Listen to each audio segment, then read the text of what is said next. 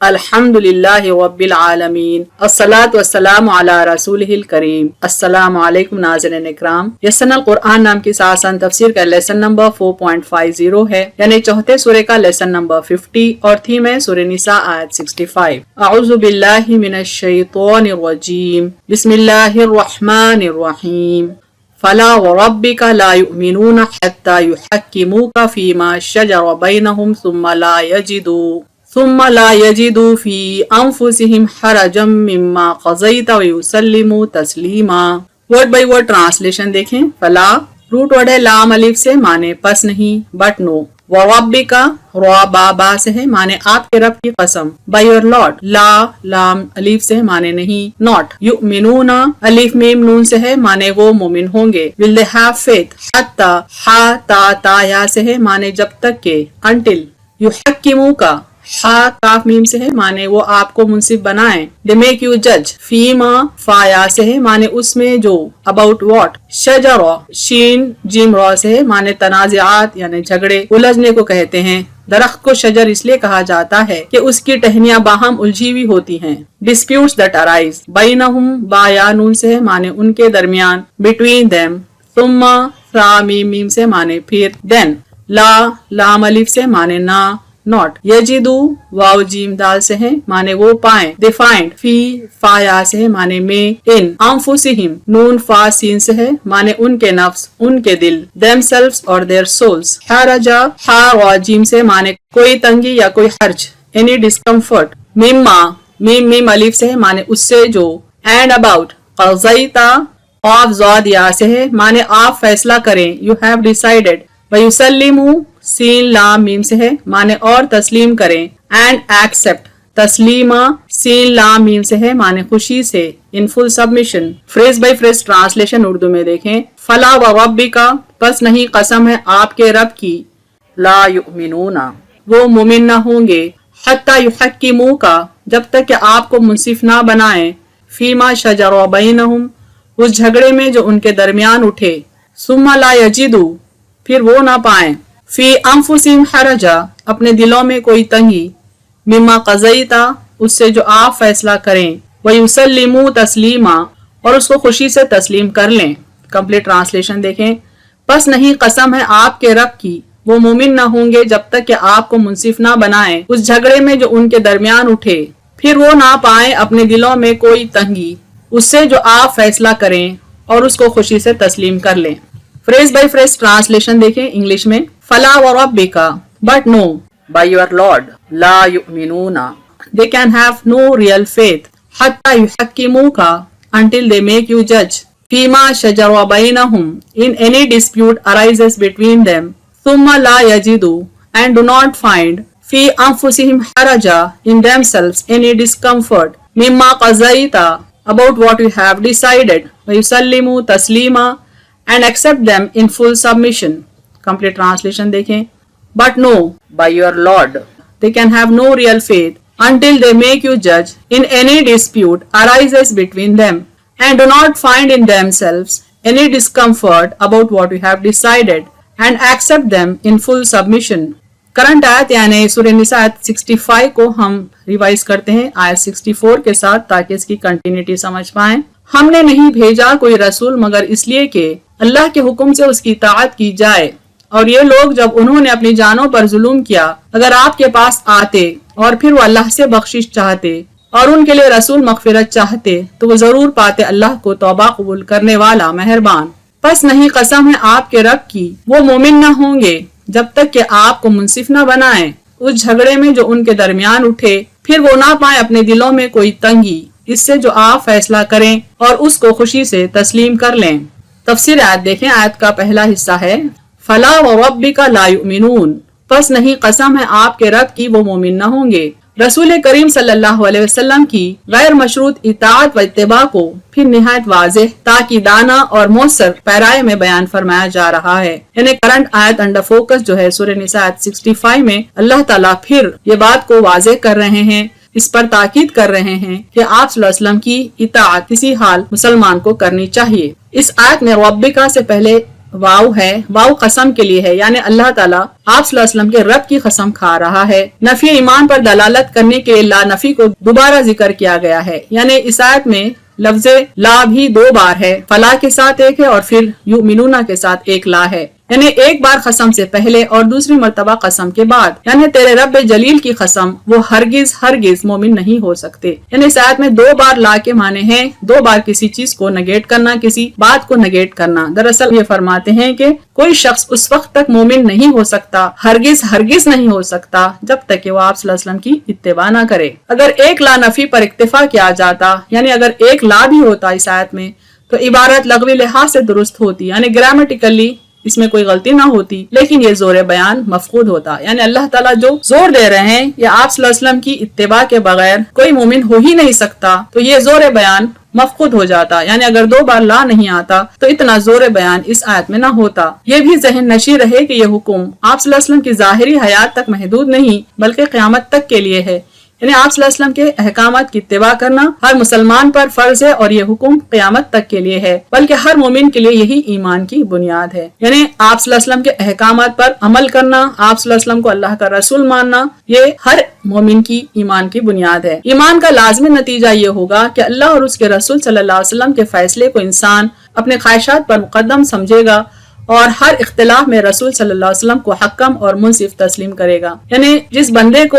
آپ صلی اللہ علیہ وسلم کی رسالت پر ایمان ہے تو یقیناً وہ آپ صلی اللہ علیہ وسلم کے احکامات کو پریورٹی دے گا، آپ صلی اللہ علیہ وسلم کو اپنے معاملات میں حکم مانے گا، یعنی جج مانے گا، منصف مانے گا، اور آپ صلی اللہ علیہ وسلم کا ہر فیصلہ قبول کرے گا۔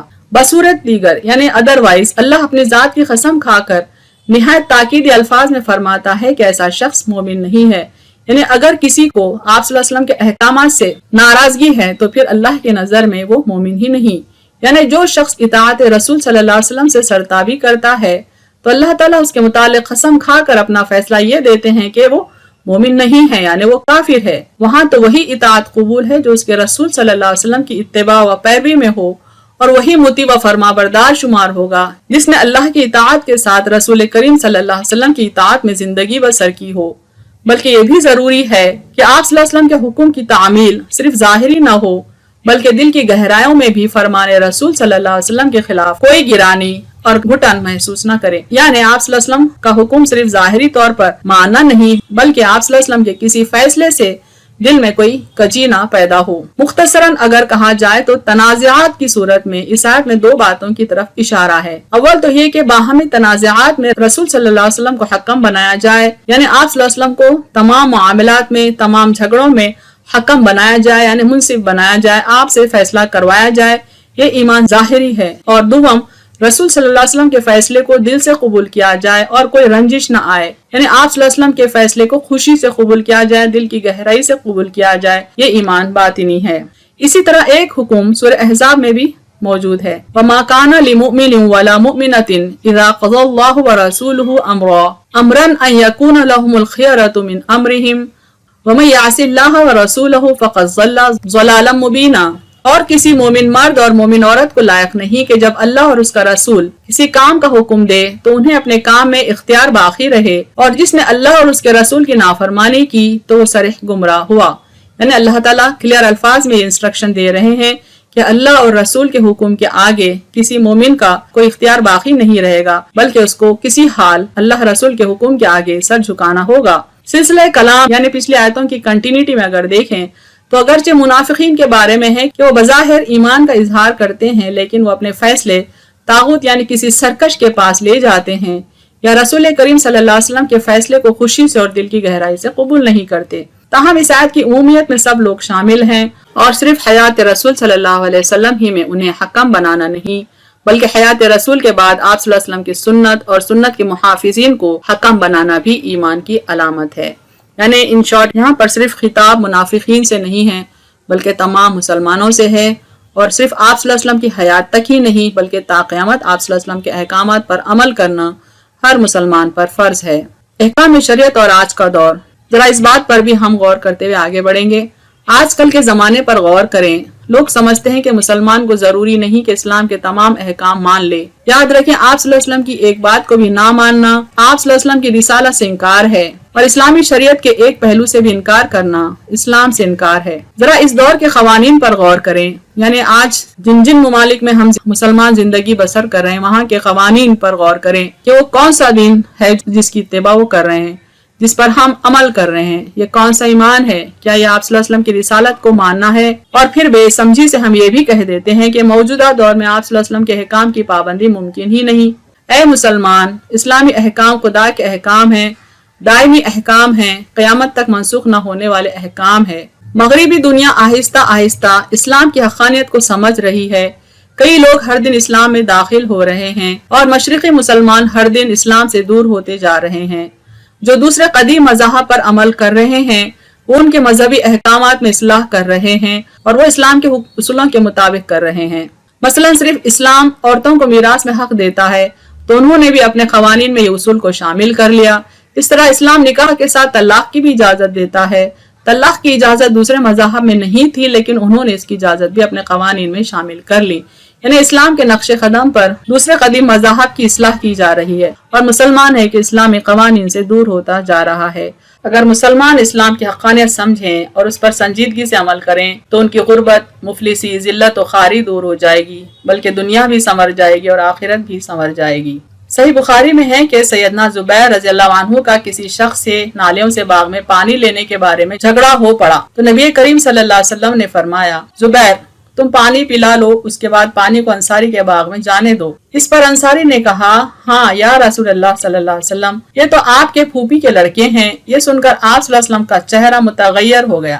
فرمایا، زبیر تم پانی پلا لو، پھر پانی کو روکے رکھو یہاں تک کہ باغ کی دیواروں تک پہنچ جائے، پھر اپنے پڑوسی کی طرف چھوڑ دو۔ پہلے تو نبی کریم صلی اللہ علیہ وسلم نے ایک ایسی صورت نکالی تھی کہ جس میں سیدنا زبیر رضی اللہ عنہ کو تکلیف نہ ہو اور انصاری کے لیے کشادگی ہو جائے، لیکن جب انصاری نے اسے اپنے حق میں بہتر نہ سمجھا تو آپ نے سیدنا زبیر رضی اللہ عنہ کو ان کا پورا حق دلوایا۔ سیدنا زبیر رضی اللہ عنہ فرماتے ہیں، جہاں تک میرا خیال ہے یہ آیت یعنی سورہ نساء آیت نمبر 65 اسی بارے میں نازل ہوئی، فَلَا وَرَبِّكَ لَا يُؤْمِنُونَ حَتَّى يُحَكِّمُوكَ فِي مَا شَجَرَ بَيْنَهُمْ، پس نہیں قسم ہے آپ کے رب کی کہ وہ مومن نہ ہوں گے جب تک آپ کو منصف نہ بنائیں اس جھگڑے میں جو ان کے درمیان اٹھے۔ یعنی اس حدیث میں بتایا جا رہا ہے کہ حضرت زبیر رضی اللہ عنہ کا جھگڑا ایک انصاری صحابی سے ہو رہا تھا پانی کی نہر کے سلسلے میں، کہ وہ نہر حضرت زبیر رضی اللہ عنہ کے باغ سے ہوتی ہوئی انصاری صحابی کے باغ میں جاتی تھی۔ چونکہ حضرت زبیر رضی اللہ عنہ کا باغ پہلے آتا تھا اور بلندی پر تھا، اس کی تفصیل دوسرے حدیث میں آئی ہے، اسی لیے آپ صلی اللہ علیہ وسلم چاہتے تھے کہ وہ حضرت زبیر رضی اللہ عنہ کے کھیت کو سیراب کر دے اور پھر انصاری کے باغ میں چلی جائے، لیکن انصاری صحابی آپ صلی اللہ علیہ وسلم کے فیصلے سے متفق نہیں تھے، چونکہ وہ چاہتے تھے کہ حضرت زبیر رضی اللہ عنہ کو زیادہ حق دیا جائے چونکہ وہ آپ صلی اللہ علیہ وسلم کے پھوپھی زاد بھائی تھے۔ لیکن آپ صلی اللہ علیہ وسلم کو یہ بات اس لیے ناگوار گزری کہ جو بھی فیصلہ تھا وہ اللہ کے نبی صلی اللہ علیہ وسلم کی طرف سے تھا اور آپ چاہتے تھے کہ وہ انصاری صحابی اس کو پوری طرح قبول کر لیں۔ اہم نکات دیکھیں اس تفسیر کے، اللہ نے ہر دور میں رسول اس لیے بھیجے کہ اللہ کے حکم سے ان کی اتباع کی جائے۔ اسی طرح مسلمانوں کو حکم ہوا کہ وہ آپ صلی اللہ علیہ وسلم کے احکامات کی فرما برداری کریں، یہاں تک کہ اللہ نے قسم کھا کر یہ اعلان کر دیا کہ مومن اللہ کی نظر میں مومن نہیں ہے جب تک وہ تنازعات میں آپ صلی اللہ علیہ وسلم کو منصف نہ مان لے، بلکہ یہ بھی حکم ہے کہ آپ صلی اللہ علیہ وسلم کے فیصلوں کو وہ دل کی گہرائی سے خوشی کے ساتھ قبول کرے۔ یہ آیت ان مدعیان اسلام و ایمان کے لمحہ فکر ہے جو اپنے فیصلوں کو غیر شرعی عدالتوں میں لے جاتے ہیں۔ وآخر دعوانا ان الحمد للہ رب العالمین۔